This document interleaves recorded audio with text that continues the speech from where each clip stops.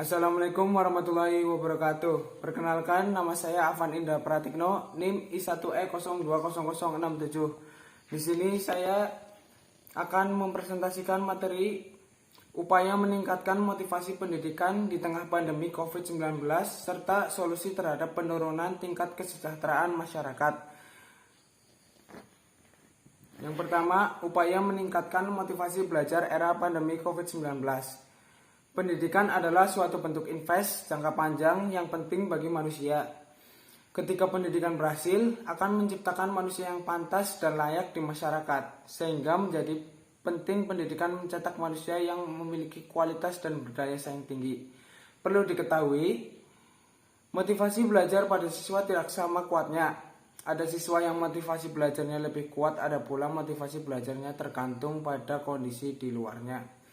Tergantung dari kemauan atau mood siswa itu sendiri. Oleh karena itu, kita perlu menumbuhkan motivasi belajar siswa untuk memperoleh hasil belajar yang optimal. Kesejahteraan sosial baik level individual, komunitas yang kecil hingga besar, pandemi telah memaksa untuk bersiasat cepat dan tepat. Pemerintah telah menunjukkan kecepatan relokasi anggaran APBN untuk difokuskan pada penanganan dampak pandemi baik sosial maupun ekonomi, juga pendidikan.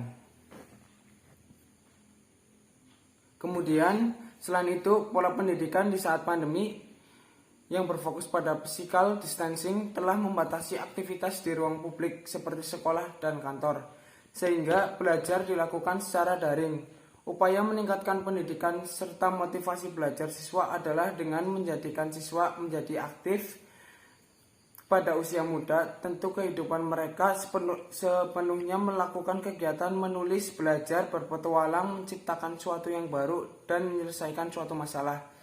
Ketika berada di sekolah, jangan biarkan siswa menjadi pasif di kelas, karena hal tersebut dapat mengurangi minat serta mengurangi rasa keingintahuannya. Dalam hal ini, kita menggunakan metode belajar yang aktif dengan memberikan siswa tugas berupa simulasi penyelesaian masalah untuk menumbuhkan motivasi belajar yang sanggup dikerjakan oleh siswa. Ada beberapa metode yang dilakukan dalam pembelajaran pada saat pandemi COVID-19. Yang pertama, sosialisasi, meningkatkan motivasi belajar pada diri peserta didik. Yang kedua, role play, memperagakan mekanisme pembelajaran dan yang tepat. Yang ketiga, pelatihan, yaitu membawa materi bagaimana meningkatkan motivasi belajar siswa. Yang keempat atau yang terakhir yaitu ice breaking, agar peserta didik tidak bosan dan mengantuk saat mendengarkan materi. Yang terakhir, ada penurunan kesejahteraan sosial pandemi COVID-19 dan solusinya. Pandemi COVID-19 terbukti telah memberikan tekanan pada kondisi ekonomi dan sosial di Indonesia sejak tahun 2020, dimulai dari adanya guncangan terhadap suplai barang dan jasa yang tersedia di pasar. Guncangan terhadap suplai yang didorong oleh pembatasan aktivitas fisik, adapun PSBB sebagai bagian dari pengendalian penyebaran pandemi. Guncangan terhadap suplai akan diikuti oleh guncangan terhadap konsumen. Selama pandemi, tingkat konsumsi cenderung turun karena untuk menghambat penyebaran pandemi seperti penutupan sebagian besar pusat pembelajaran dan transportasi umum. Dampak pandemi COVID-19 pada aktivitas perekonomian diprediksi akan berlangsung cukup lama. Kemungkinan besar masyarakat akan mengalami krisis ekonomi yang cukup parah.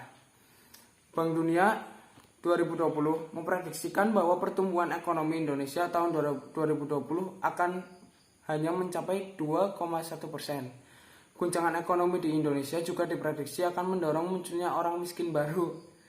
Jika tingkat kemiskinan besar benar-benar terjadi, upaya untuk menurunkan tingkat kemiskinannya akan sulit dilakukan. Dalam kondisi seperti itu, pemerintah Indonesia perlu melakukan upaya yang sangat besar dan masif untuk mencapai target. Solusinya, pemerintah Indonesia harus memperkuat program perlindungan sosial untuk membantu masyarakat, terutama mereka yang menjadi miskin atau makin miskin akibat pandemi COVID-19. Cukup sekian presentasi dari saya. Kurang lebihnya mohon maaf. Wassalamualaikum warahmatullahi wabarakatuh.